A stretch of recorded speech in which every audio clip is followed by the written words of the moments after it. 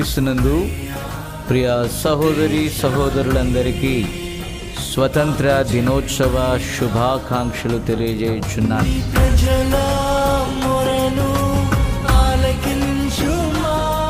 దేవుడు మన దేశమును, ప్రభుత్వాన్ని, పాలకులను మెండుగా దీవించునుగా. భారతీయులమైన మనము శరీర రీత్యా భారతీయ పౌరులమై ఉన్నాం. అలాగే ఆత్మరీత్యా ప్రభువైన యేసు క్రీస్తునందు పరలోక పౌరులము గనుక మన దేశము కోసం, సర్వ మానవాళి యొక్క క్షేమం కోసం మనము ప్రార్థింపబద్ధులమై ఉన్నాం. సంతోషం ప్రియులారా, చాలా సంతోషం. ఈ దినం ఏమిటండి అసలు? గట్టిగా చెప్పాలి. తిరగని వాళ్ళు జెండా పండుగ. నిజమే ప్రియులారా, నా చిన్నతనంలో పలుమార్లు మాస్టర్లు అడిగించేవారు, ఈ రోజు ఏంటంటే జెండా పండుగ అనేవాళ్ళు. ఎందుకంటే స్వతంత్రం అనే మాట తిరగడం నోరు తిరిగేది కాదన్నమాట. అందువల్ల జెండా పండుగ అనేది. ఏ పండుగ అండి ఈరోజు? ఇది బెటరు. సంతోషం. దేవుడి సన్నిధిలో మనం ఎప్పుడు ఉన్నప్పుడు ఎప్పుడు కూడా ఇటుగా సంతోషంగా మనం ఉండాలి. ఎప్పుడు కూడా అనేక కష్టాలు నష్టాలు ఎప్పుడు మనకు ఉండేవే కాదంటారా? మిట్టు దగ్గర మనం వెళ్ళినప్పుడు ప్రతి అనుక్షణము కూడా ఈ నెల మన పని ఎలా ఉండబోతుందో, జీతం వస్తుందో లేదో, ఇంటి దగ్గర పిల్లలు ఎలా ఉండబోతారో, లేకపోతే ఈ నెల అక్కడ అక్కమ్మ పరిస్థితి ఏంటో, ఇలా అనేకమైన సమస్యలతో మనం సతమతం అవుతూ ఉంటాం. అయితే దేవుని సన్నిధికి వచ్చినప్పుడు మాత్రం ఇక్కడ దేవుని మీదే మన యొక్క ఆలోచనతో ఉండాలి.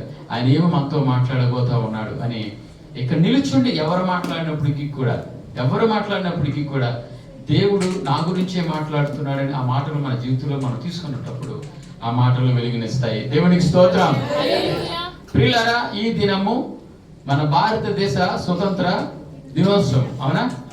ఓకే, సంతోషం. ప్రియులారా, మన భారతదేశానికి స్వతంత్రం వచ్చి ఇంచుమించు 75 సంవత్సరాలు అవుతా ఉంది. అయితే ఇలా ఎంతమందో స్వతంత్ర సమరయోధులు, కిందన్న ఆయన కూడా ఎంతో మంది స్వతంత్ర సమరయోధులు ప్రియులారా వారి యొక్క మాన ప్రాణాలను పరంగా పెట్టి ఈ దినాన్ని మనకి స్వతంత్రాన్ని తీసుకొని వచ్చారు, అవునంటారా? ఈ దినాన మనం కోయిటి దేశంలో వచ్చి పని చేసుకుంటా ఉన్నామంటే, లేదా మన కుటుంబాలను పోషించుకుంటున్నామన్నామంటే కారణం ఏంటట? వారి యొక్క త్యాగ ఫలం. వారు ఎంతమందో వారి యొక్క ప్రాణాలు పణంగా పెట్టారు, ఎంతో రక్తాన్ని కార్చారు, ఎంతమంది వారి కుటుంబాలను విడిచిపెట్టుకున్నారు. వారందరి యొక్క త్యాగ ఫలాన్ని బట్టి ఈ దినాన మన దేశానికి స్వతంత్రం వచ్చిన రోజుగా మనం జెండా పండుగ చేసుకుంటా ఉన్నాం.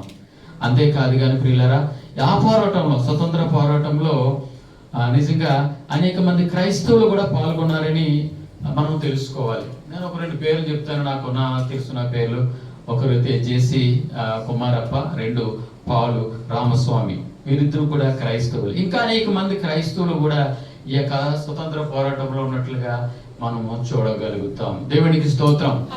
ప్రియులారా, ఇంకా మనం చూస్తే స్వతంత్రం రావడమే కాదు కానీ వచ్చిన తర్వాత కూడా ఇక భూభాగం చుట్టూ ప్రహార కాస్తున్న ఆర్మీని బట్టి, అలాగనే ఆకాశ మార్గం గుండా ఎటువంటి ప్రమాదాలు రాకుండా ప్రహార కాస్తున్న ఎయిర్ ఫోర్స్ను బట్టి, అలాగనే సముద్ర మార్గాల గుండా మనకి ప్రహార కాపలా కాస్తున్న నేవీ దళాలను బట్టి, ఈ యొక్క త్రియేక దళాలను బట్టి కూడా నిజంగా ప్రియులారా వారి పిల్లలను విడిచి, వారి కుటుంబాలను విడిచి మన రక్షణ కొరకే, మన క్షేమం కొరకే, మన దేశ క్షేమం కొరకే మన వారు ఎంతో కూడా త్యాగం చేస్తూ ఉన్నారు. వారందరికీ కూడా ఒకసారి గట్టిగా చప్పట్లు కొట్టి స్వతంత్ర దినోత్సవాన్ని తెలియపరుద్దామా? సంతోషం. అంతే మాత్రమే కాదు కానీ మన దేశ ప్రయోజనాల కొరకు, అలాగే మన దేశ రక్షణ కొరకు, మన దేశం యొక్క క్షేమం కొరకు, సుభిక్షం కొరకు మనం అనుదినము కూడా ప్రార్థించేవారమే ఉన్నాం. ప్రార్థించాలి కదా, మన దేశం కోసం ప్రార్థించాలి, మన దేశ ప్రధానుల కొరకు ప్రార్థించాలి, అధికారుల కొరకు ప్రార్థించాలి, అనుదినము కూడా ప్రార్థించాలి. దేవుని యొక్క మహాకృపను బట్టి గత కొన్ని సంవత్సరాలుగా కూడా భారతదేశం క్షేమంగా ఉంది అంటే ఎంతమందో ప్రార్థన పరుల యొక్క ప్రార్థన వలనే, అనగా మీ అందరి ప్రార్థన వల్లనే ఈ రోజున మన భారతదేశం అంతా క్షేమంగా ఉన్నాం, ధైర్యంగా కూడా ఉన్నాం. అవునంటారా? నేను తెలుసు నాకు కొయిట్ తెలుసున్న కొత్తలో ఒక క్యాసెట్ పంపించుకునే వాళ్ళు మాట్లాడి, ఐదు గుర్తుందా ఎవరికైనా ఐడియా ఉందా? అసలు చాలా మంది ఉన్నారు. క్యాసెట్ మాట్లాడి, బాబు థామస్ ఎలా ఉన్నావు, బాబు కిష్టపర్ గారు ఎలా ఉన్నారు, నెహమియా గారు ఎలా ఉన్నారు, జాగ్రత్తగా ఉన్నారు. ఆ క్యాసెట్ అందేటప్పటికి ఒక నెల పట్టేది, మరలా రిప్లై క్యాసెట్ వేస్తే మళ్ళీ ఇంకొక నెల పట్టేది. అంటే ఎలా ఉన్నారని తెలుసుకోవాలనుకుంటే ఒక 2 నెలల టైం పట్టేది. అవునంటారా? చెక్కులు అయితే నెలలో వచ్చేసి అనుకోండి, అది మామూలే. అయితే దేవుని యొక్క మహాకృపను బట్టి క్రమేపీ దేవుడు కూడా మంచి అవకాశాలు, మంచి టెక్నాలజీని ఇచ్చాడు. వెంటనే ఫోన్ కొట్టి వీడియో కాల్ చేస్తా ఉన్నాం, వెంటనే మాట్లాడగలుగుతా ఉన్నాం. వితిన్ సెకండ్లో ఇంటికి డబ్బులు పంపించుకోవడం, మన కుటుంబ పోషణకి మనం చేస్తా ఉన్నాం. అందుని బట్టి దేవుడికి ఎల్లప్పుడూ కూడా మన కృతజ్ఞతాస్తుతులు మనం చెల్లించే వారిగా ఉండాలి. ప్రియ సహోదరులారా, అసలు స్వాతంత్రం అంటే ఏంటి? చిన్నప్పుడు తెలిసింది కాదు. పండుగ అంటే జెండా పండుగ అంతే. ఎవరు కూడా ప్రసంగించేవారు కాదు, ఎలా ప్రతిజ్ఞలు చేయించేవారు, చేతిలో చాక్లెట్లు అవి పెట్టేవారు అంతే తప్ప చిన్నప్పుడు తెలిసేది కాదు. క్రమేపీ కూడా ఎక్కువ బాగా గుర్తుంది ఎవరంటే గాంధీ తాత గారు బాగా గుర్తుండేవారు. ఈరోజు ఈయన ఈ వేషంలో ఉంటాడు అనుకున్నాను, కానీ ఈయన ఇంకో వేషంలో ఉన్నాడు. సంతోషం ప్రియులారా. అయితే మన భారతదేశం స్వతంత్రం వచ్చిన రోజు, అసలు స్వతంత్రం అంటే ఏంటంటే ఒక బానిసత్వం నుండి విడుదలనివ్వడం లేదా స్వేచ్ఛనివ్వడం. దేవునికి స్తోత్రం. ఒక బానిసత్వం నుండి, అనగా బ్రిటిష్ వారి యొక్క బానిసత్వం నుండి, ఇంచుమించు 200 సంవత్సరాల బానిసత్వం నుండి మన ఆస్తులను ఎన్నో వాళ్ళు కొల్లగొట్టుకుపోయారు. మనం వాళ్ళ దగ్గర బానిసలుగా పనిచేసాం. వాటి నుండి మనకి విముక్తి లేదా విడుదల లేదా స్వేచ్ఛను పొందుకునే రోజు. దేవునికి స్తోత్రం. ప్రియులారా, మనం అందరికీ తెలిసిన విషయం ఏంటంటే మన దేశానికి బ్రిటిష్ వారు పరిపాలించారు. అంతేనా? కాదు. అంతకు ముందు గ్రీకులు పరిపాలించారు, యూరోపియన్స్ పరిపాలించారు, ఇంకా మనం చూస్తే పోర్చు వారు పరిపాలించారు, డచ్ వారు పరిపాలించారు. వీళ్ళందరూ కొద్ది సంవత్సరాలు పరిపాలించారు. కానీ మన దేశాన్ని అత్యధికంగా పరిపాలించేవారు ఎవరు? 200 సంవత్సరాలు. ఒక సంవత్సరం కాదు పిల్లలు, 200 సంవత్సరాల పైగా బ్రిటిష్ వారు మన దేశాన్ని పరిపాలించారు. అంటే 200 సంవత్సరాలు వారి యొక్క బానిసత్వంలో మనం బ్రతికాం, మన తాతల వారు. అయితే పిల్లరా, ఈ బ్రిటిష్ వారికి కేవలం మన దేశాన్ని పరిపాలించడం కాదు, ప్రపంచ దేశంలో అనేక దేశాల మీద పరిపాలించారు. ఇంచుమించు 195 దేశాల్లో ఇంకా అనేక దేశాలని ఈ బ్రిటిష్ వారు పరిపాలించిన చరిత్ర మనం చూస్తాం.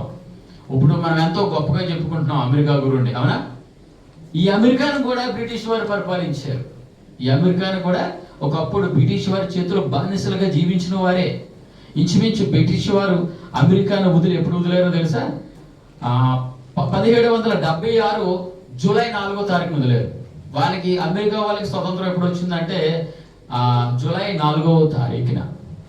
ఇంకో గొప్ప విషయాన్ని మీకు తెలియజేస్తాం. ఆసక్తికరమైన విషయం ఏంటంటే ఈరోజు మనం ఒక్క జెండా పండుగ కాదు, ఇంకా 4-5 దేశాల జెండా పండుగ జరుపుకుంటా ఉన్నాయి. దేవుని స్తోత్రం.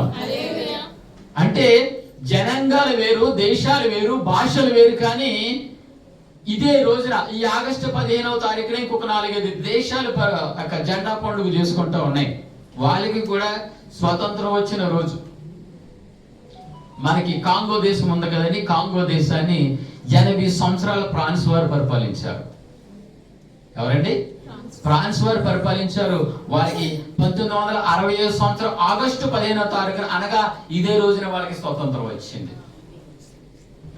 కొరియా వారు, ఇప్పుడైతే ఉత్తర కొరియా, దక్షిణ కొరియా అని అంటున్నాము, కానీ అప్పుడంతా ఒకటే కొరియా. ఈ కొరియాని జపాన్ వారు 1945 సంవత్సరం ఆగస్టు 15వ తారీఖున, అనగా ఇదే రోజున వాళ్ళకి స్వతంత్రం వచ్చింది. ఇంకా ఈ యూరోప్ లో మన బహ్రెయిన్ దేశం తెలుసా అండి? బహ్రెయిన్ తెలుసు కదా? బహ్రెయిన్ దేశం తెలుసుగా, మన సహోదరులు కూడా ఎంతమంది అక్కడ పని చేస్తూ ఉన్నారు. ఈ బహ్రెయిన్ దేశాన్ని కూడా బ్రిటిష్ వారు పరిపాలించారు. వీళ్ళకి ఎప్పుడంటే పిల్లరా 1771 సంవత్సరం ఆగస్టు 15వ తారీఖున ఈ రోజునే వారికి స్వతంత్రం. వారు కూడా జెండా పండుగ జరుపుకుంటా ఉన్నారు. ఇంకా లీటెన్స్టైన్ అనే దేశము ఫ్రాన్స్ దేశస్తులు పరిపాలించారు, జర్మనీ దేశస్తులు పరిపాలించారు. ఇంచుమించు 1966 సంవత్సరం ఆగస్టు 15వ తారీఖున ఈ రోజునే వారికి కూడా స్వతంత్రం వచ్చింది. నిన్నటి దినాన పాకిస్తాన్, మన ప్రక్క దేశమైన పాకిస్తాన్కి నిన్న స్వతంత్రం వచ్చిన రోజు. నిన్న వారికి అయితే ఈ రోజు మనకి.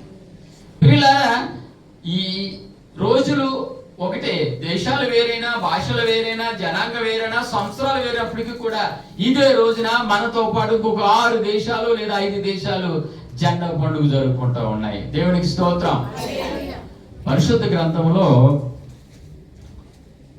అత్యధిక ఎక్కువ సంవత్సర కాలాలు బానిసలుగా జీవించిన వారు ఉన్నారు. ఎవరైనా వారు గట్టిగా చెప్పాలి. ఇశ్రాయేలు 430 సంవత్సరాల పైగా ఆ యొక్క ఐగిప్తుల దేశంలో, ఇప్పుడు మనం వాళ్ళని ఏమంటాం, మనం మస్రివోళ్ళు అంటాం కదా, మస్రివోళ్ళ చేతిలో ఇజ్రాయిల్ 430 సంవత్సరాలు బానిసలుగా జీవించారు. పరిశుద్ధ గ్రంథంలో లేఖించబడింది.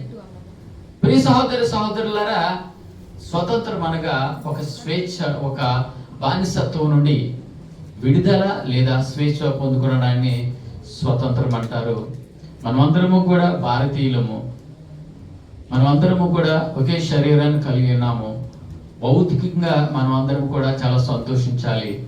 మనము బ్రిటిష్ వారి చేతుల నుండి ఇంకా అనేక మంది దేశాల నుండి మనం స్వతంత్రం పొందుకున్న రోజును కనుక మొదటిగా మన దేశం కొరకు మనం ప్రార్థించే బద్దులమే ఉన్నాం. ప్రార్థించే వారిగా మనం ఉండాలి. దేశ క్షేమం కొరకు ప్రార్థించాలి. దేశం బాగుంటేనే మనము బాగుంటాం. ఒకవేళ ఏదైనా మనకైనా ప్రాబ్లం వచ్చింది అనుకోండి, ఏం చేస్తారు? ముందు మనల్ని ఎక్కడ పంపిస్తారు? మన ఇండియాకి పంపించేస్తారు. ఎందుకని? మన దేశము కనుకనే మనం అక్కడికి వెళ్ళవలసి ఉంటుంది. ప్రియులారా, ఇప్పటి వరకు కూడా మనం భౌతికమైన స్వతంత్రం కోసం మనం విన్నాము. భౌతికమైన స్వతంత్రం కోసం మేము విన్నాము. సంతోషం. అందులోకి ఈ రోజు శుక్రవారము జెండా పండుగ రావడం, గత కొన్ని సంవత్సరాల పాటు ఇదే రోజున రావట్లే. అందును బట్టి ఆగస్టు 15 అయిపోయిన 4వ రోజును 5వ రోజును జెండా పండుగ పెట్టుకునేవారు. ఇది అనేక సంఘాల్లో కూడా జెండా ఆవిష్కరణ చక్కగా ఇంకా అదే కార్యక్రమాలు జరుగుతూ ఉన్నాయి. ఉదయం కూడా నేను ఒక జెండా ఆవిష్కరణలో పాల్గొనడం జరిగింది. ఇది అయిపోయిన తర్వాత కూడా నేను వేరే చోటగా వెళ్ళవలసి ఉన్నది. సంతోషం ప్రియులారా. అందును బట్టి మీరు దేశం కోసం అందరూ కూడా ప్రార్థించాలి. ఇప్పుడు వరకు మనం భౌతికమైన స్వతంత్రం కోసం విన్నాము. అయితే పరిశుద్ధ గ్రంథంలో ఒక స్వతంత్రం గురించి ఉన్నది అని మాట్లాడదాం. అసలు ఏంటి ఆ స్వతంత్రం అనేది? గలతీయులకు రాసిన పత్రిక 5వ అధ్యాయము 1వ వచనం చూద్దామా? ఈ స్వాతంత్రము అనుగ్రహించి క్రీస్తు మనలను స్వతంత్రులుగా చేసి ఉన్నాడు. కాబట్టి మీరు స్థిరముగా నిలిచి మరలా దాస్యమును కాడి క్రిందకు చిక్కుకొనకుడి. మరొకసారి చదువుదామా? ఈ స్వాతంత్రము అనుగ్రహించి క్రీస్తు మనలను స్వతంత్రులుగా చేసి ఉన్నాడు. కాబట్టి మీరు స్థిరముగా నిలిచి మరలా దాస్యపు కాడి క్రింద చిక్కుకొనకుడి. ప్రియులారా, అపోస్తలుడైన పౌలు గారు గలతీ సంఘానికి ఈ మాటలు రాస్తా ఉన్నారు. అపోస్తలుడైన పౌలు గారు గలతీ సంఘానికి ఈ మాటలు రాస్తా ఉన్నారు. పరిశుద్ధ గ్రంథంలో రాయబడిన స్వతంత్రం ఏంటంటే భౌతికమైన స్వతంత్రము కాదు, శరీరమైన స్వతంత్రము కాదు. కానీ ఇక్కడ పౌలు గారు మాట్లాడుతున్న స్వాతంత్రం ఏంటంటే ఆత్మీయ స్వాతంత్ర్యం. గట్టిగా చెప్తారా? సంతోషం. ప్రియులారా, యేసు ప్రభువారు మనకి ఇచ్చిన స్వేచ్ఛ, విడుదల ఏంటంటే ఆత్మ సంబంధమైన స్వతంత్రం. వేటి నుండి మనకు విడుదలనిచ్చారంటే ప్రియులారా, బానిసత్వం నుండి, లోకం అనే బానిసత్వం నుండి, లోకం అనే పాపం నుండి దేవుడు మనకు విడుదలనిచ్చారు. ప్రియులారా, మనం ఇంకా చెప్పుకుంటే ఆజ్ఞల నుండి, నిబంధనల నుండి, ఆచారాల నుండి, ధర్మశాస్త్రపు దాస్యపు కాడి నుండి. ధర్మశాస్త్రపు దాస్యపు కాడి అంటే ఏంటో తెలుసా? సున్నతి క్రమం అని, అలాగనే ఇంకేంటి బలులు అర్పించే క్రమం అని, విశ్రాంతి దినాన ఏ పని చేయకూడదనే క్రమం అని, ఇంకా అనేక క్రమాలు ధర్మశాస్త్రం లేని ఇంకా 23 క్రమాలు వాళ్ళు సొంతంగా వారి యొక్క నియమాలు పాటించేవారట. వాటినన్నిటి నుంచి కూడా ఆ యొక్క దాస్యపు కాడి నుండి దేవుడు మన యేసు ప్రభువు మనకి విడుదలనిచ్చారు. ఎలా విడుదలనిచ్చారంటే ప్రియులారా, మన రక్షణలోకి రాకముందు నిజంగా మనం అందరూ కూడా అన్యులమే, అవునంటారా? ఇప్పటికీ కూడా క్రైస్తవులైన కూడా అన్ని ఆచారాలు పాటించే అనేకులు ఉన్నారు, మనం కాదనుకోండి. అయితే ప్రియులారా, ఆయన అమూల్యమైన రక్తాన్ని మనకి వెలగా పెట్టి, అమూల్యమైన రక్తాన్ని వెలగా పెట్టి ఈ యొక్క ఆచారాల నుండి, నిబంధనల నుండి అన్ని కూడా తీసివేసి ఆయన యొక్క దాస్యపు కాడి కింద నుంచి మనల్ని విడిపించారు. దేవునికి స్తోత్రం. నిన్ను నన్ను ఆయన యుక్తులుగా చేసి స్వతంత్రులుగా స్వేచ్ఛను కలగజేశారు. ఆ యొక్క ధర్మశాస్త్రం దాసి కాడి కిందకి మరలా వెళ్ళదు. ఏదైతే ఆచారాలు వదిలేసామో, ఏదైతే నిబంధనలు వదిలేసామో, ఏదైతే పాతకాలపు పద్ధతులు అయితే వదిలేసామో, మరలా దాని వైపు చూడొద్దు అని దేవుని యొక్క వాక్యం మనల్ని హెచ్చరిస్తూ ఉంది. ప్రియ సహోదరులారా, ఈ దినాన దేవునికి వాక్యం చెప్తా ఉంది ఆత్మ సంబంధమైన స్వాతంత్రం గురించి. ప్రియులారా, ఈ దినాన్ని మనం మాట్లాడుకోవచ్చు. అసలు మనము స్వతంత్రులమా లేదా దాస్యపు కాడి కిందన దాసులమా? ఈ రెండు జ్ఞానించుకుందాం. సమయోచితను బట్టి ఈ రెండు జ్ఞానించుకుందాం. అసలు మనము స్వతంత్రులమా, దాస్యపు కాడి కిందన దాసులమా? ప్రియులారా, ఎవరు మన స్వేచ్ఛను కలగజేసేది, ఎవరు మన స్వతంత్రులుగా చేసేదంటే సత్యము మనల్ని. గట్టిగా చెప్తారా? గట్టిగా. సత్యం గారా? మాస్టర్ సత్యం గారా? ఎవరిని మన స్వతంత్రులు చేసేది? సత్యము మనల్ని స్వతంత్రులుగా చేయను. ప్రియులారా, యేసు ప్రభువారు అంటారు కదా, నేనే మార్గమును, చెప్పాలా, నేనే జీవమును, నేనే సత్యమే ఉన్నానని. ఓ వచనాన్ని చూద్దాము. యోహాను సువార్త 8వ అధ్యాయము 31, 32 వచనాలు చూద్దామా? బైబిల్ ఉన్న వాళ్ళు ప్రతి ఒక్కరు కూడా. కాబట్టి యేసు తనను నమ్మిన యూదులతో మీరు నా వాక్యమందు నిలిచిన వారైతే నిజముగా నాకు శిష్యులై ఉండి సత్యమును గ్రహించెదరు. అప్పుడు సత్యము మిమ్మలను స్వతంత్రులుగా చేయును. ఏం చేస్తుందంట? సత్యము స్వతంత్రులుగా చేస్తుంది. సత్యం అంటే ఏంటండి? సత్యం అంటే ఏంటండి? ఆయనే. ఎవరంట? సత్యం అంటే ఎవరు? ఇంకా మనం అదే యోహాను సువార్తలో మనం చూసుకున్నట్లయితే 17వ అధ్యాయం 18వ వచనంలో చూద్దాం మరొకసారి.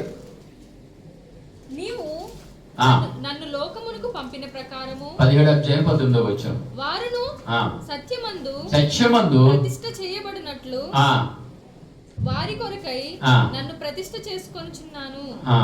నీవు నన్ను పంపితివని లోకము నమ్మునట్లు తండ్రి, నా యందు నీవును నీ యందు నేను ఉన్నలాగున. ఆ అధ్యాయంలో చూసినట్లయితే చాలు తల్లి, మనకేముంటుందంటే సత్యమందు వారిని ప్రతిష్ఠ చేయను, నీ వాక్యమే సత్యము, నీ వాక్యమే చెప్పాలి. అందరూ కూడా నీ వాక్యమే అని లాస్ట్ చెప్తారు అన్నమాట. మీరు నీ వాక్యమే, అదిగో నీ వాక్యమే, నీ వాక్యమే సంతోషం. మనకు అలవాటు ఏంటంటే లాస్ట్ మమ్మ అనేయడం చాలా అలవాటు, అవునా? చాలా సంతోషం ప్రియులారా.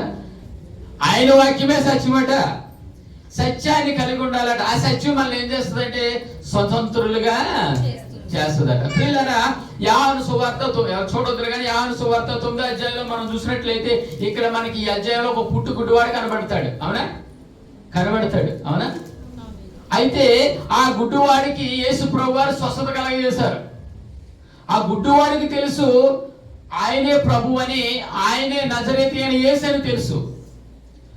స్వస్థపడిన గుడ్డివాడి యొక్క తల్లిదండ్రులకు తెలుసు ఆయనే యేసుని, ఆయనే స్వస్థపరిచాడని. అయితే ఆ యొక్క యూదులకు, ఆ యొక్క పరిచయులకు ఏం చెప్తా ఉన్నారు? వాళ్ళు అడుగుతున్నారు, అసలు ఏమడగాలైనా? అరే, ఇంత ఆశ్చర్యకారం ఎవరు చేశారని అడగాల వాళ్ళు. ఏం అడుగుతున్నారు వాళ్ళు? విశ్రాంతి దినమున ఎవరు చేశాడు ఈ కార్యం అని. ఒకవేళ అది విశ్రాంతి దినం కాకపోతే వాళ్ళు చేసినట్టుగా మాట్లాడుతూ ఉన్నారు, అవునా? ఒకవేళ విశ్రాంతి దినం కాకపోతే రేపు నేను చేతులు కదా, ఈ రోజు మేము ఎందుకు చేసాం అన్నట్టుగా ఎవరు చేశారు విశ్రాంతి దినం అని అడుగుతూ ఉన్నారు వాళ్ళు. ఎవరు చేశారో తల్లిదండ్రులకు తెలుసు. అయితే ఏమంటున్నారు వాళ్ళు? మాకు తెలియదు. ఏమంటున్నారు అంటున్నారు వాళ్ళు? మాకు తెలియదు, ఎవరు చేశారో మాకు తెలియదు, వాడిని అడుగు అంటున్నారు. ఎందుకు అలా అంటున్నారు వాళ్ళు? సమాజ మందిరం నుండి వాళ్ళని ఎక్కడ వెలివేస్తారన్న భయము. ప్రియులారా, దేవుడు వాక్యం చెప్తుంది నేనే సత్యమునని. నేనే సత్యము, సత్యమే వాక్యం అని చెప్తా ఉంటే వాళ్ళు జరిగిన విషయాన్ని, దేవుడు చేసిన కార్యాన్ని చెప్పలేక, ఆయన ప్రత్యక్షత కళ్ళ ముందు కనబడుతున్నప్పటికీ కూడా, ఆయన చేసిన గొప్ప కార్యము కళ్ళ ముందు కనబడుతున్నట్లు కూడా వాళ్ళు సత్యాన్ని గ్రహించలేకపోతా ఉన్నారు.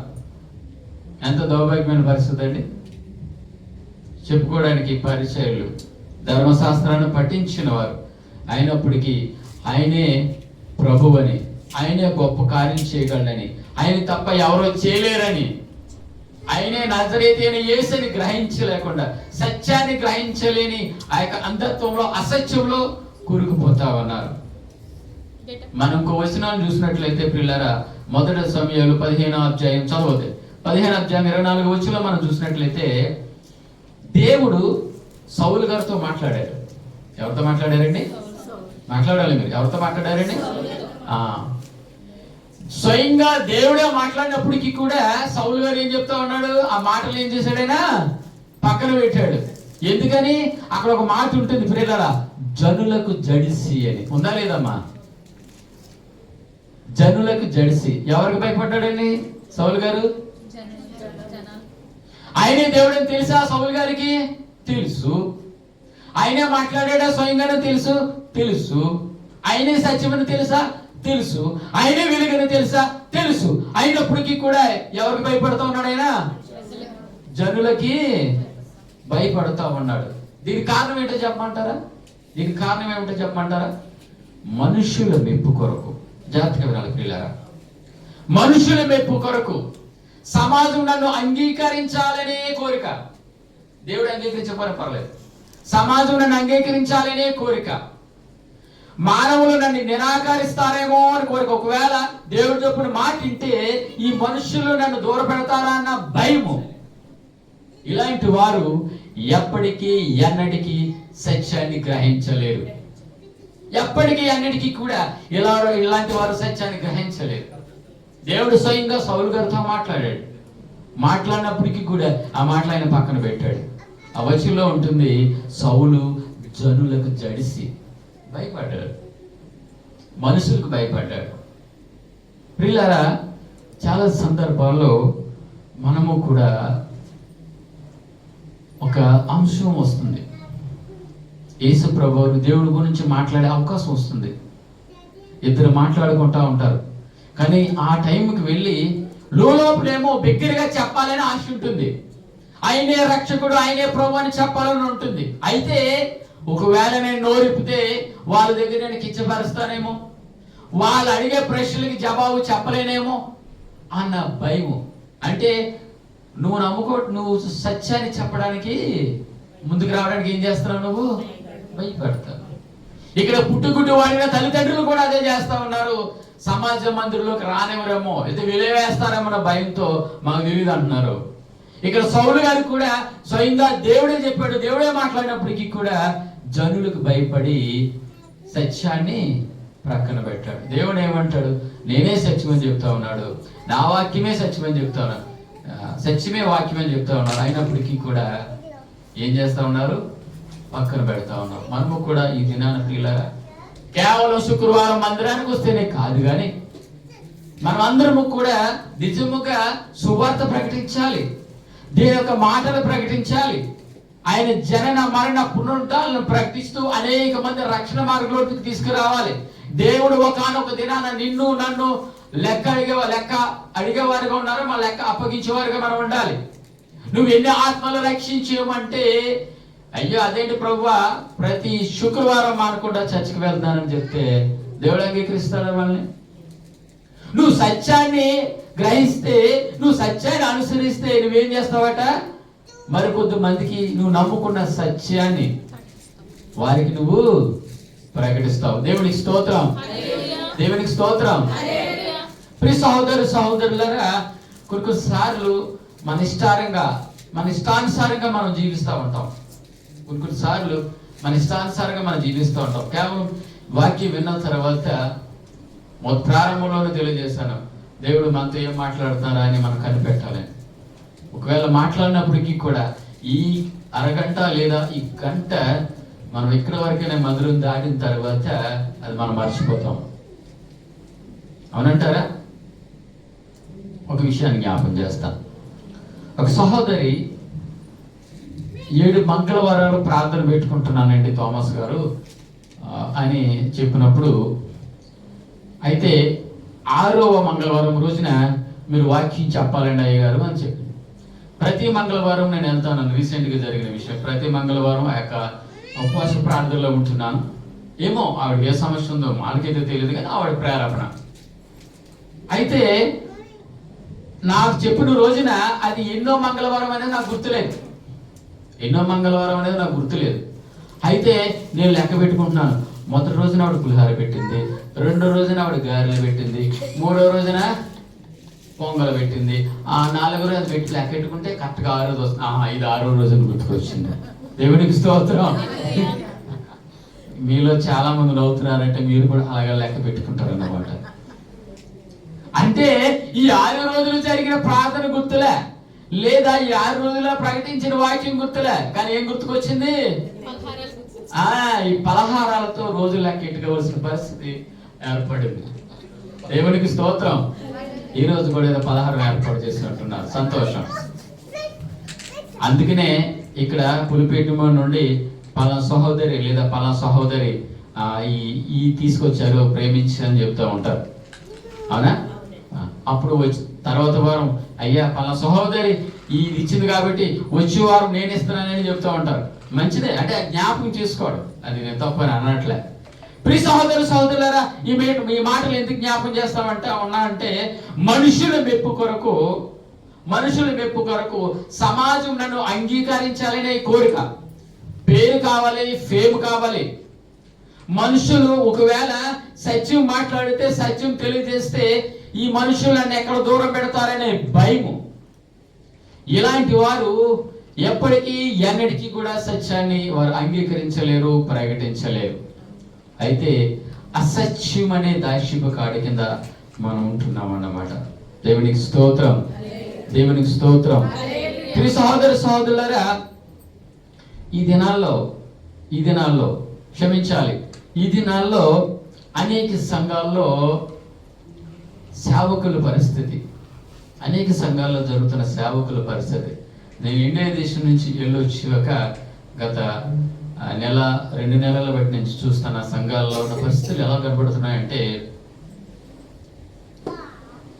అది సత్యమని తెలుసు, అది దేవుడి యొక్క వాక్యం అని తెలుసు. ఆ యొక్క వాక్యాన్ని వారికి అనుకూలంగా, వారి యొక్క సొంత ప్రయోజనాల కొరకు, మనుషుల యొక్క మెప్పు కొరకు, వారికి మంచి పేరు కనపడాలని, ఫేమ్ కనపడాలని ఇలాంటి వారు ఎందరో లేరంటారా? సేవకులైనప్పటికీ కూడా మొదట బోధించే వారిలో మనం ఉండాలి కదా. రీసెంట్గా మన గ్రూప్లో ఒక మెసేజ్ ఫార్వర్డ్ చేశారు, అది నేను నాకు నచ్చి యూట్యూబ్లో కూడా పెట్టాను. ఎవరు? క్రీస్తు శేషులు రెవరెండ్ డాక్టర్ యేసురత్నయ్య గారు ఒక ప్రసంగం చేశారు. ఒక నిమిషంన్నర అనుకుంటా. మీరందరూ విన్నారా లేదమ్మా? ఏమన్నారైనా? నువ్వేదైతే బోధిస్తా ఉన్నావో, నువ్వేదైతే సంఘంలో మాట్లాడుతూ ఉన్నావో, నువ్వేదైతే మాట్లాడిపోతా ఉన్నావో అది నువ్వు ఏం చేయాలి? అనుసరించాలి. కేవలం బోధించితే కాదు, కానీ ఎవడైతే బోధకులు ఉన్నారో ఆ బోధకులు మొదట వారు అనుసరించి ఆ బోధను ముందు వారికి వారు బోధించుకొని సంఘంలో ఏం చేయాలి? సంఘంలో బోధించాలి. మరొక వీడియో క్లిప్ నేను చూశాను, నేను యూట్యూబ్లో కూడా పెట్టాను, చూసుకుంటారు. ఒక సేవకుడు ప్రియులారా ప్రసంగం చేస్తూ బ్రతిమాలుతా ఉన్నాడు. విశ్వాసుల్ని అందరు కూడా బ్రతిమాలుతా ఉన్నాడు. ఏమని బ్రతిమాలుతారు తెలుసా? ప్రియులారా, మీకు చేతులెక్కి మొక్కుతా ఉన్నాను, మీరు ఒకవేళ పాపములో ఉంటే ఈ పులిపీడ దగ్గరికి రావద్దు. ఒకవేళ మీరు పాపములో ఉంటే వాక్యాన్ని చదవద్దు పులిపీడ దగ్గరకు వచ్చి. ఒకవేళ మీరు పాపములో ఉంటే పులిపీడ దగ్గరకు వచ్చి పాటలు పాడొద్దు. అసలు మీరు పులిపీడ టచ్ చేయొద్దు. మీరు సేవకులైన, పరిచారకులైన, విశ్వాసులైన, సన్నిధి స్త్రీలైన ఎవరైనప్పటికీ కూడా మీరు ఈ పూలపీఠం దగ్గరకు వచ్చి చేయొద్దు, దేన్ని అవమానపరచవద్దు అని ఆయన చెబుతూ అంటారు. ఒకవేళ మీకు వాక్యం చెప్పాలని, పాటలు పాడాలని, లేదా దేవుని యొక్క వాక్యం చదవాలని ఆశ కలుగుంటే మొదట నీ పాపాన్ని ఒప్పుకుని ఇక్కడ నిల్చుని వాక్యం చెప్పు, నాకేం ఇబ్బంది లేదు, ప్రియులారా మీ చేతులకు మొక్కుతున్నాను, ఈ పవిత్రతను మీరు కాపాడాలి అని దైవజనుడు కన్నీరు విడిచి మాట్లాడాడు. అదెంతో నాకు కలిసి వేసింది నిజంగా. అనుదినం మనం సరి చేసుకునే వారిగా మనం ఉండాలి. ఒకవేళ మందిరానికి వచ్చే ముందు ఒకవేళ మన జీవితంలో దేవుడు మన మాటలు వినకపోవడం వల్ల కారణం ఏంటో తెలుసా? కొరింథీ రాసిన పత్రికలో కనబడుతుంది, ఎవరు తీయొద్దు కానీ నువ్వు విశ్వాసంలో ఉన్నావో లేదో మొదట నిన్ను నువ్వు పరీక్షించుకొని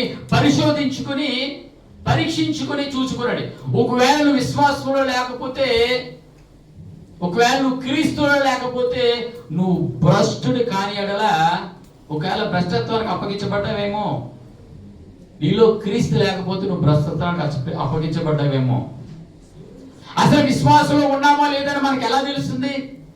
విశ్వాసంలో ఉన్నామా లేదని మనకు ఎలా తెలుస్తుంది అంటే ప్రియులారా, అనేక శోధల నుండి, అనేక ఇబ్బందుల నుండి మనకు వచ్చినప్పుడు విశ్వాసంలో ఉన్నాము కనుకున్న, గొప్ప విశ్వాసంలో మనం ఉన్నాము కనుకున్న ప్రియులారా, ఆ విశ్వాసం మనకి ఏం చేస్తుందంట? నిరీక్షణ కలగజేస్తుందట. ఆ నిరీక్షను బట్టి మనం ఆశగా దేవుడు ఈ రోజు కాదు, రేపు కాదు, ఎల్లుండి కాదు, ఆయన ఖచ్చితంగా ఈ కార్యం చేస్తాడని ఆశగా ఎదురు చూస్తావట. దేవుడి స్తోత్రం. మన విశ్వాసంలో ఉంటే దేవుని మీద ఆనుకుంటావట, దేవుడి కార్యం ఖచ్చితంగా చేస్తాడని మనం గొప్ప విశ్వాసంతో, ఆశగా, నిరీక్షణతో ఎదురు చూస్తామట. దేవుడు అంటున్నాడు, నువ్వు విశ్వాసంలో నిన్ను పరీక్షించుకో. ఈ దినాన ప్రియులారా, సత్యాన్ని మనం గ్రహించలేనప్పుడు, అది వాక్యానుసారం కాదు అని తెలుసు, అది దేవుడికి అంగీకారం కాదని తెలుసు, ఇలాంటి వారు దేవుణ్ణి మేము దుఃఖపడుతూ ఉన్నాం, మనం చేస్తున్న కార్యాలను బట్టి, మేము మాట్లాడుతున్న మాటలను బట్టి, మేము బోధిస్తున్న బోధనలను బట్టి దేవుని మేము దుఃఖపడుతున్నామని తెలుసు. అయినప్పటికీ కూడా దైవ భయం లేక, నేను కేవలం మీ గురించి చెప్పట్లేదు కానీ సేవకులైన మా అందరి గురించి కూడా మేము మాట్లాడుతూ ఉన్నాం. దైవ భయం లేకుండా ఇష్టానుసారంగా జీవిస్తూ కేవలం బోధించేవారుగానో, ఒక అలవాటుగానో, లేదా ఒక ఆనవాయితీగానో బోధించేవారుగానే ఉంటే, లేదా విశ్వాసులు కేవలం వినేవారుగానే ఉన్నట్లయితే ప్రియులారా, మనం సత్యాన్ని ఎక్కడ గ్రహిస్తా ఉన్నాము? సత్యాన్ని అనుసరిస్తా ఉన్నామా? దేవుని యొక్క వాక్యాన్ని అనుసరిస్తా ఉన్నామా? ఎంతకాలం అవుతుంది మనం సంఘంలో ఉండి? ఎంతకాలం అవుతా ఉంది? ఒక పరిస్థితిని మీ ముందు నేను ఉంచటానికి బాధాకరమైనప్పటికీ ఉంచుతా ఉన్నాను. నేను ఒక సంఘంలో చూసినప్పుడు ఏం కనపడుతూ ఉందంటే, సేవకులైన మేము కానీ, బోధకులైన మేము కానీ, ఈ వ్యక్తి యొక్క సాక్ష్యం మాకు తెలుసు, ఈ వ్యక్తి యొక్క ఆత్మీయ స్థితిని మాకు తెలుసు, ఈ వ్యక్తి పాపంలో ఉన్నాడని తెలుసు. అయినప్పటికీ కూడా దౌర్భాగ్యమైన పరిస్థితి ఏంటంటే, ఆ వ్యక్తి నా కులమనో లేదా నా ప్రాంతం వాడనో ఎంతగానో వాక్యం ద్వారా ఖండించకుండా, వాక్యం ద్వారా బుద్ధి చెప్పకుండా, అది పాత నిబంధనలోనే ఉంది, కొత్త నిబంధనలో అందరినీ ప్రేమించమన్నాడు దేవుడు అని బోధిస్తూ, ఇంకెప్పుడు అటువంటి బోధలు బోధించినప్పుడు ఇంకెప్పుడు ఆ వ్యక్తి మారుతాడంటారు? ఓకే, అతను పాపంలో ఉన్నాడు, నువ్వు ప్రేమిస్తూ ఉన్నావు, అయితే సేవకుడిగా నీ పని ఏంటి? వాక్యం ద్వారా బుద్ధి చెప్పాలంటారా వద్దంటారా? దేవుడికి స్తోత్రం. వాక్యం ద్వారా ముందు మనం పరీక్షించుకుని, కేవలం ప్రేమ గురించి బోధిస్తూ ఉంటారు కానీ ఇద్దరు వ్యక్తిని ప్రేమించలేరు. ప్రేమ గురించి గంటల బోధ చెప్తా ఉంటారు, ఒక డీటీ సౌండ్ లాగా ఏగో పెట్టుకుని బాధుతూ ఉంటారు, ప్రేమించాలని. కానీ తోటి వారిని ప్రేమించలేని దౌర్భాగ్యమైన పరిస్థితుల్లో మనం ఉంటాం. ఇప్పటికీ కూడా ప్రియులారా, ఈడు నా కులము లేదా ఈడు నా ప్రాంతం అని రిలేషన్ చేసేవాళ్ళు లేరంటారా? చాలా దౌర్భాగ్యమైన పరిస్థితి. నేను చూసిన సంఘంలో ప్రియులారా, ఇద్దరు సహోదరులు వాళ్ళ పాపంలో జీవిస్తా ఉన్నారు. అయితే ఆ యొక్క సేవకుడు వారి యొక్క కులమనో లేదా వాళ్ళ యొక్క ప్రాంతమనో వాళ్ళ ప్రత్యేకత ఇవ్వడం, ఆ పాపంలో ఉన్న స్త్రీచే ప్రభు సంస్కార బల సిద్ధపరచడం. ప్రభు సంస్కారం విందనగానే అయ్యగారు అటువైపు, అమ్మగారు ఇటువైపు. అయ్యగారు అమ్మగారు అంటే ఆ పాపంలో ఉన్న వాళ్ళ గురించి మాట్లాడుతూ ఉన్నా. పరిగెత్తుకుని వచ్చి మొదటే రావడం. మన మాదిరి ఎక్కడుంది, మన సాక్ష్యం ఎక్కడుంది? ఒకవేళ నేను చెప్పే బోధ కానీ, నేను పాటించే విధానం కానీ మన యేసయ్య గారు చెప్పినట్లుగా మొదట నేను సరి చేసుకోవాలి కదా. నేను తీవ్రంగా దగ్గుతున్నానండి అనుకుందాం. ఫుల్ జ్వరంతో ఉన్నాను. ఒక నెల బట్టి నుంచి పూర్తిగా జ్వరంతో ఉన్నాను అనుకోండి. లేదు, దేవుని కృపను బట్టి క్షేమంగా ఉన్నాను. అయినప్పటికీ ఫుల్గా జ్వరంతో ఉన్నాను, దగ్గుతున్నాను. ఇంకా గ్యాప్ లేకుండా దగ్గుతూ ఉన్నా నేను ఈ మౌతు పట్టుకున్న పైకి వచ్చి, ప్రియులారా మీలో ఎవరికైనా దగ్గుంటే నా దగ్గర మందు ఉందన్నాను అనుకోండి అని మందు అన్నాను అనుకోండి, ఏమంటారు మీరు? ముందు మీరు వేసుకోండి అమ్ముతా మందు, మీకు తగ్గిన తర్వాత చెప్పాలి మాకివ్వండి. ఫ్రీకి ఇస్తారా? తీసుకుంటారా? మందు తీసుకుంటారా? తీసుకున్నంటే చెప్పండి, ఇస్తాను. తీసుకుంటారా?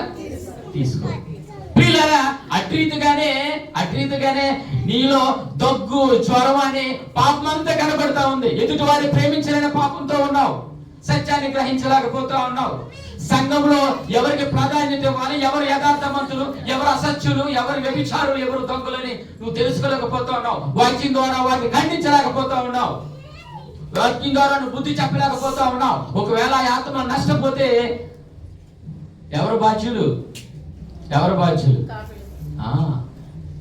ప్రియులారా, అసత్యాన్ని పాటిస్తా ఉన్నారు, సత్యాన్ని బోధించలేకపోతూ ఉన్నారు. వాళ్ళకే ప్రత్యేకత, దౌర్భాగ్యమైన పరిస్థితి. క్రైస్తవులో కూడా నా కులము లేదా నా ప్రాంతం అనే దౌర్భాగ్యమైన పరిస్థితిలో జీవిస్తున్న సహోదరులు అనేక మంది ఉన్నారు.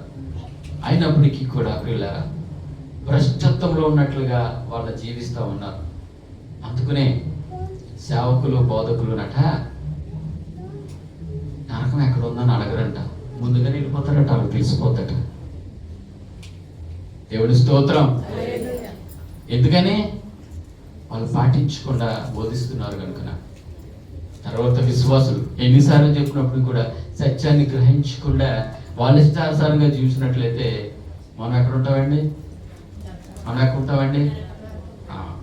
కొంతమంది ఆవరిస్తారు, పేతురు గారి కంటే ముందు తాళంచీలు దేవుడు వాళ్ళకి ఇచ్చినట్లుగా. ఏ తాళంచీలు అవి? పరలోకపు. గట్టిగా చెప్పాలి. ఏ తాళంచీలమ్మా?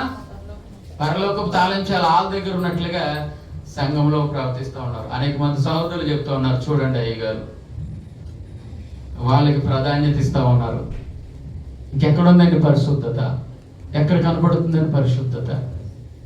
అవునంటారా? ప్రార్థించేయండి పిల్లరా. వారందరి గురించి కూడా ప్రార్థించాలి. కన్నీటితో ప్రార్థించవలసిన అసన్నతమైన ఎంతైనా మనకుంది. సత్యాన్ని గ్రహించాలి. సత్యం అనగా దేవుని యొక్క వాక్యం. ఇంకో మాట చెబుతాను ప్రియులారా, 2 కొరింథీ 3:17 చూద్దామా?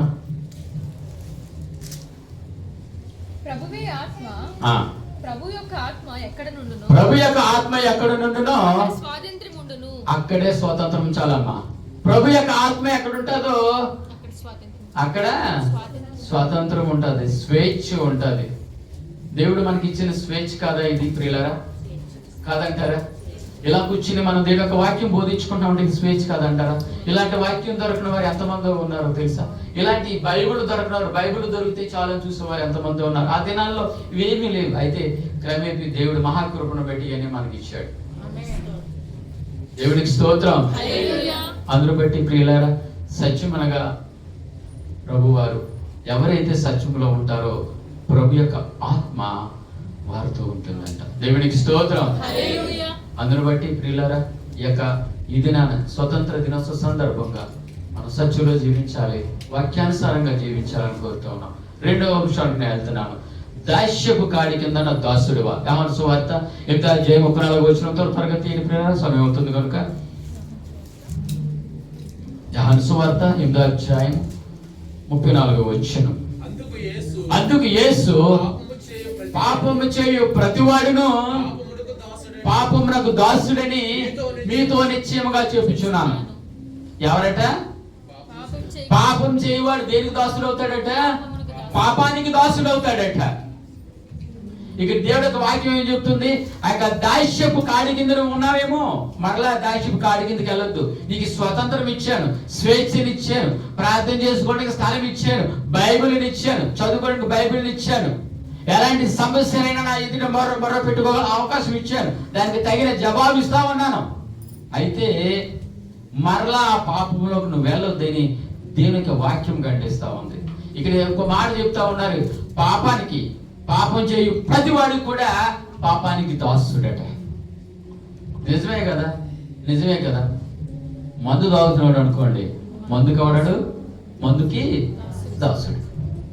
సిగరెట్లు తాగుతున్నాడు అనుకోండి, సిగరెట్కి దాసుడు. ఈ రోజున స్త్రీలు కూడా తాగేస్తున్నారు, వాళ్ళు దాసుడు. ఏదైతే దేవుడికి వ్యతిరేకమైందో మనం చూస్తున్నామో దానికి మనము దాసులు. దేవుడికి వాక్యం చెప్తుంది, నువ్వు పాపం చేయవాడు ప్రతి వాడికి కూడా పాపానికి దాసుడట. ప్రియులారా, ఈ రోజున పాపం అనే దాసు కింద బానిసలు అయిపోతా ఉన్నాం, దాని కింద మనం నలిగిపోతా ఉన్నాం, దాని యొక్క అడుగుజాల్లో బ్రతుకుతూ ఉన్నాం. ఈ పాపమైతే, ఏ పాపమైతే మనపై అధికారం చెలాయిస్తుందో గుర్తుపెట్టుకోవాలి ప్రియులారా. ఏదైతే మన మీద అధికారం చెలాయిస్తుందో, ఏ పాపమైతే మన మీద ఏలుబడి చేస్తా ఉందో, మన మనస్సాక్షిగా లేదా మనకు నచ్చినట్లుగా మనం చేయనోదు. అది ఏం చేస్తుంది? దేనికైతే మనం ఫేవర్ అయిపోతామో, లేదా ఏదైతే మన జీవితంలో ఏలుబడి చేస్తుందో దానికి మనం దాసులం కాదంటారా? నేను ఒక వాక్యం చెప్తుంది, పాపం చేయు ప్రతి వాడును పాపానికి దాసుడని. ప్రియులారా, అప్పటి వరకు మనం మంచి ఆత్మీయ స్థితిలో మనం ఉంటాం, మంచి ప్రార్థన ఉంటుంది, మంచి వాక్యం ఉంటుంది, మంచి వాక్యం చదివే జ్ఞానం ఉంటుంది. అయినప్పటికీ కూడా ఏం జరుగుతుందంటే ఆ పాపం మనం ఎలా పడగొట్టాలో అని కాసు కూర్చుంటుంది. క్రమేపీ కొద్ది రోజుల నువ్వు లేకపోతే నేను లేను అన్నట్టుగా చేస్తుంది. అలా ఉండగా ఏం చేస్తుందండి? మన మీద అజీమాయిషి చలాయిస్తుంది. నేను పాపం గురించి చెప్తా ఉన్నాను. క్రమేపీ కూడా మనకి అద్దులు వేస్తా ఉంటుంది. ఆ పాపం ఏం చేస్తానంటే, ఇంతకు మించి నువ్వు వెళ్ళకూడదు, ఇంతకు మించి నువ్వు రాకూడదని అద్దులు ప్రకటిస్తూ ఉంటుంది. అలాగా మన ఆత్మ సంబంధమైన అన్నట్లో కూడా తిరుగుబాటు చేస్తుంది. ఈరోజు చర్చికి వెళ్ళొద్దు, ఎక్కడికి వెళ్ళొద్దు, అక్కడికి వెళ్ళొద్దని మనల్ని ఇబ్బంది పెడతా ఉంటుంది. అప్పటికే మన జీవితం సర్వం ఏమవుతుంది? సర్వనాశనం అయిపోతుంది. అప్పుడు మొదలు పెడతాం, ప్రభువా నాశనం అయిపోను ప్రభువా అని. అవునా? నాశనం అయిపోను ప్రభువా అని. ప్రభువారు మనకు స్వతంత్రం ఇచ్చారు, స్వేచ్ఛనిచ్చారు. అయితే మన ఇష్టానుసారంగా ఈ లోకంలో జీవిస్తూ మనం ఏదైతే మనం దేవుడికి వ్యతిరేకమైన కార్యంలో దాసులు అయిపోతాం మనము. ప్రియులారా, ఇప్పుడు పిలుస్తాము, అంతా నాశనం అయిపోయిన తర్వాత, అంతా మన జీవితం అంతా కోల్పోయిన తర్వాత, లేదా మన వయసు అంతా అయిపోయిన తర్వాత, లేదా మన ఆస్తి అంతా పోయిన తర్వాత, మన ఆరోగ్యం అంతా పోయిన తర్వాత దేవుణ్ణి మొరపెడతా ఉంటాం. చాలా మంది శరీర క్రియలకు ఏం చేస్తాం? మనం బానిసలు అయిపోతాం. మనకి గల్తీలు రాసిన పత్రికలో మనకు కనబడుతూ ఉంది. గల్తీలకు రాసిన 5వ అధ్యాయం చదవద్దు కానమ్మా, 19 నుంచి 21 వచనాలు. శరీర క్రియలు, ఒకవేళ శరీర క్రియలు అనే దాస్యపు కాడి కింద మనం జీవిస్తా ఉన్నామేమో. అనేకమైన ఉన్నాయి, ఇంచుమించు 15 ఉన్నాయమ్మా. జాగ్రత్తము, అపవిత్రత, కామతత్వం ఇంకా ఉన్నాయి. ఇంకా ఈ పాపాన్ని గురించి చెప్పుకుంటే చాలా సమయం అవుతుంది కనుక ఇక్కడ మనకి ఈ శరీర కార్యాల గురించి 1 కొరింథీ 6వ అధ్యాయం, తీతు 3వ అధ్యాయం, మార్కు సువార్త 7వ అధ్యాయం, ప్రకటన గ్రంథం 21వ అధ్యాయం చాలా ఇంచుమించు 3 రోజుల మెసేజ్ ఉంటుంది. శరీర క్రియల గురించి అంతగా నేను వెళ్ళను, కానీ ఒకే ఒక అంశాన్ని గురించి మాట్లాడతాను. అపవిత్రత. అందులో చెప్తారా? అపవిత్రత. మొదట మన హృదయాన్ని పవిత్ర చేసుకోవాలి ప్రియులారా. లోపల మనలో ఉన్న కలుషం అంతా పెట్టుకుని, మనలో ఉన్న కోపం పెట్టుకుని, మనలో ద్వేషం పెట్టుకుని, వారవడైనతనాన్ని పెట్టుకుని, లోపల పెట్టుకుని పైకి వందనాలు లేదా మరణాత ప్రైజ్లాడి చెప్పడం ద్వారా, నిన్ను ప్రేమిస్తున్నానని చెప్పడం ద్వారా ప్రయోజనం ఏముంది? అవునంటారా? ఆ దాస్యపు కాడి కింద కదా మనం ఉంటుంది. దేశం అనే దాస్యపు కాడి కింద కదా మనం ఉన్నాము. కోపం అనే దాశపు కాడి కింద ఉన్నాం కదా. ఎక్కడుంది పవిత్రత? పిల్లరా, మీకు అంశాన్ని మీకు తెలియజేయడానికి బాధాకరం. ఒక సహోదరి, ఇప్పుడు ఇందాక చెప్పిన సహోదరితో పాటు ఇంకొక సహోదరి మంచి బిజినెస్ మ్యాన్. ఆ బిజినెస్ గురించి పాస్టర్ గారు ఎంతగానో ప్రార్థన చేస్తారు. తీరా ఏం చేస్తుంది ఆవిడ బిజినెస్ అని నేను అనుకుంటే, ఒకరోజు ఒక రాత్రి సహోదరుడు ఫోన్ చేశాడు. థామస్ అయ్య గారు ఒక సంఘంలో ఒక సహోదరి పట్టుపడ్డదని. ఎందుకు పట్టుపడ్డదయ్యా అని. లేదండి 2 రోజులు బయట నుంచి కనబడతలేదు. ఏమైంది అంటే పోలీసులు పట్టుకున్నారు. ఎందుకు పట్టుకుంటారు? అక్కమ్మ ఉందిగా. అది కాదండి, ఆవిడ మంచి బిజినెస్. పాస్టర్ గారు కూడా ప్రతి వారం ప్రార్థన చేస్తా ఉన్నారు. అయితే మరి అదేదో వీసాల బిజినెస్ ఏదో అన్నారే. లేదండి అయ్య గారు, ఆవిడ చాలా బిజినెస్. అంటే ఇన్ని వారాలు అయ్యగారు ప్రార్థన చేస్తున్నారు, ఆవిడ సారా బిజినెస్ కోసం ప్రార్థన చేస్తా ఉన్నారా? మరి ఆవిడ పులిపెట్టి వెక్కి వాక్యం చెప్తా ఉంది, పాపం కోసం చెప్తా ఉంది. సారా అమ్మడం పాపం కదా? మరలా ఆ 2 రోజులు పోయిన తర్వాత దాక్కుందంట ఆవిడ. ఆ సహోదరుడు చెప్పిన మాట ఏంటంటే, అయ్యగారు ఆవిడ ఫోన్ ట్రాక్లో ఉందట అంటే పోలీసు వాళ్ళ ట్రాక్లో ఉందట. ఆవిడ చర్చికి వస్తా ఉంది, ముందే కూర్చుంటా ఉంది. ఏదో రోజున ఆ పోలీసు వాళ్ళు ఆ నెంబర్ ట్రాక్ చేసినప్పుడు ఒకవేళ డైరెక్ట్ గా సంఘంలోకి వస్తే సంఘం అంతా పట్టుబడతారు కదండి అయ్య గారు.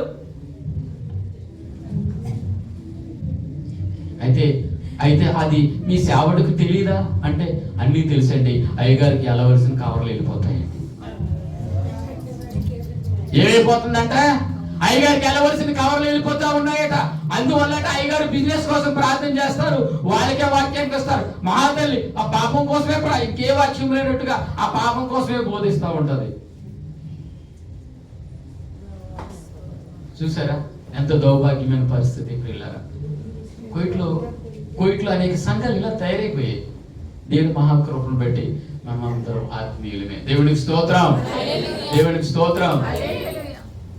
ఒక స్త్రీ ఇన్ని కార్యాలు పాపక్రాయాలు తీస్తూ ఒక పాస్టర్ గారికి కవర్ ఇస్తూనో సంఘంలో అందరూ చెప్పుకుంటున్నారట. ఆవిడ కవర్లు ఇచ్చేస్తున్నారు కనుక నా పాస్టర్ గారు నన్ను ఏమనరు, హెచ్చరించరు. ఏదో రోజున సంఘానికి హానికరమే. నేను ఒకటే చెప్పాను ప్రియులారా సహోదరుడికి, అయ్యా ఒకవేళ నేను అడిగినప్పటికీ వాళ్ళు వేషం పెంచుకుంటారేమో, అయితే మనం ప్రార్థన చేద్దాం. ఏం చేద్దామండి? ప్రార్థన చేద్దాం. ప్రార్థన ఎలాంటి పరిస్థితులైనా సరే మారుస్తుంది. దేవుడి స్తోత్రం. అందరూ గట్టిగా చప్పట్లు కొట్టి దేవుని మహిమపడతాం. ప్రార్థన ఎలాంటి పరిస్థితులైనా మారుస్తుంది. ఆయన మనతో మాట్లాడితే మన స్థితిగతులు మారిపోతాయి. ఆయన మనతో మాట్లాడితే మన పరిస్థితులు మారిపోతాయి. కనుక మనం ఎల్లప్పుడూ కూడా ప్రార్థించేవారుగా మనం ఉండాలి. అలాంటి వారి పట్ల ఒకవేళ మీ కంట మీ చెవి పడిన విషయాన్ని బట్టి ఎదుటి వారితో చెప్పడం కాదు, కానీ ఒకవేళ పల్లా స్త్రీ పాపంలో ఉందని, పల్లా స్త్రీ ఈ యొక్క వ్యాపారంలో ఉందని, లేదా పల్లా స్త్రీ ఈ విధంగా ఉందని మాట తెలుసుకునేటప్పుడు మొదట మీరు చేయవలసిన పని ఏంటంటే వారి గురించి మీరు ప్రార్థించాలి. ఎదుటి వారి కోసం మనం ఎప్పుడైతే ప్రార్థన చేస్తామో, ఎదుటి వారి కోసం మనం ఎప్పుడైతే కన్నీటి ప్రార్థన చేస్తామో, మనకేం కావాలని దేవుని అడగవసరం లేదండి. దేవుని స్తోత్రం. మనకేం కావాలని దేవుని మనం అడగవసరం లేదు. దేవుడు ఆశ్చర్యం నుంచి నీకేం అవసరమో దేవుడు చూస్తాడు. ఆయన మన హృదయ అంతరంలో ఎరిగిన దేవుడు. మనకి నీకు నాకేం కావాలని తెలిసిన దేవుడు కాదంటారా? అందులో బట్టి ఇతరుల కోసం ప్రార్థిద్దాం ప్రియులారా. మొదటిగా నేను చెప్పిన ఈ సహోదరులు, ఆత్మీయ సహోదరులు ఇద్దరి గురించి కూడా మీరు ప్రార్థన చేయండి. మొదట ఈ యొక్క స్వతంత్ర దినోత్సవ సందర్భంగా మొదటి మనం సత్యాన్ని కలిగి ఉండాలి, వాక్యాన్ని కలిగి ఉండాలి. రెండవదిగా ఏదైతే మనం విడిచిపెట్టామో ఆచారాల నుండి, నిబంధనల నుండి, ఆ పాపము నుండి కూడా అవన్నీ మరలా వెళ్ళకుండా, మరలా అదే తోక మనం వెళ్ళకుండా ప్రియులారా మనం కాపాడుకోవాలి. మనం కాపాడుకోవాలంటే అనుదినము ప్రార్థనలో వాక్యంలో గడిపినట్లయితే మనము కాపాడుకోగలుగుతాం. దేవుడిచ్చిన స్వేచ్ఛను, దేవుడిచ్చిన స్వతంత్రతను మనం కాపాడుకునే వారు ఉండాలి. అలాంటి కృప మనందరికీ ఉండాలని పరిశుద్ధ దేవుని కోరుకుంటా ఉన్నాను. తలలో వంచండి ప్రార్థన. పరిశుద్ధమైన దేవా, ఇదిగో తండ్రి, ఈ యొక్క ఆగస్టు 15, 2025 సంవత్సరము కాలంలో మీ యందు ఉన్నాం. వాక్యం ద్వారా మేము హెచ్చరించబడ్డాం తండ్రి. అయ్యా ఇప్పటి వరకు అనాలోచనగా ఉన్నామేమో, మేము వదిలేసిన ఆ యొక్క పాప కూపం గురించి మరలా ఆలోచన చేస్తా ఉన్నామేమో, అయ్యా సత్యమేదో అసత్యమేదో గ్రహించలేకున్నామేమో. అయితే ఈ వాక్యము ద్వారా సత్యం అనగా వాక్యమని అయ్యా మాలో వాక్యం ఉంటే ఆయన ఆత్మ మాతో ఉంటుందని, మాలో సత్యం ఉంటే ఆయన ఆత్మ మాతో ఉంటుందని తెలుసుకునటానికి సహాయం దయచేయండి అయ్యా. ఒకవేళ మా ఎదుటి సహోదరులు అనాలోచనగా ఉన్నట్లయితే వారి కొరకు భారం కలిగి ప్రార్థించే కృపను మాకు దయచేయండి తండ్రి. అయ్యా ఎవరైతే సంఘములో రాబోతూ ఇంకా మిస్ అయిపోయి ఉన్నారో, రాలేకపోయి ఉన్నారో తండ్రి, ఈ దినాన్ని చూడలేకపోయి ఉన్నారో తండ్రి, ఆ సహోదరులందరినీ కూడా ఒకనొక దినాన మేము సంఘంలో చూడటానికి, మాతో కలిసి మిమ్మల్ని ఆరాధించటానికి, మిమ్మల్ని మహిమపరచటానికి సహాయం దయచేయండి అయ్యా. ఇంత ఇచ్చిన వాక్యాన్ని బట్టి మా మనసులో నిలకడగా ఉండి వాక్యం ద్వారా కడగబడటానికి సహాయం దయచేస్తాడు. యేసు పరిశుద్ధరాన్ని మిక్కిలి వినంతో అడుగుచున్నాం తండ్రి, ఆమేన్. అందరికీ మరణాత.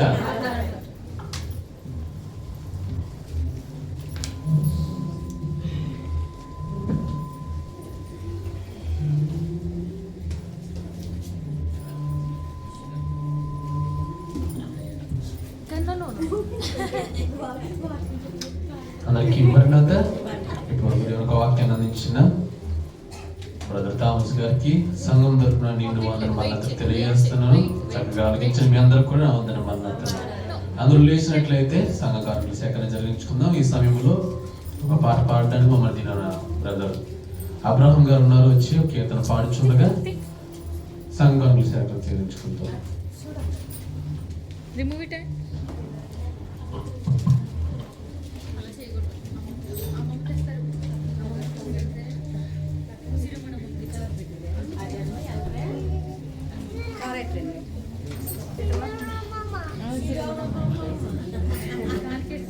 ఏం చేసుకోవాలి?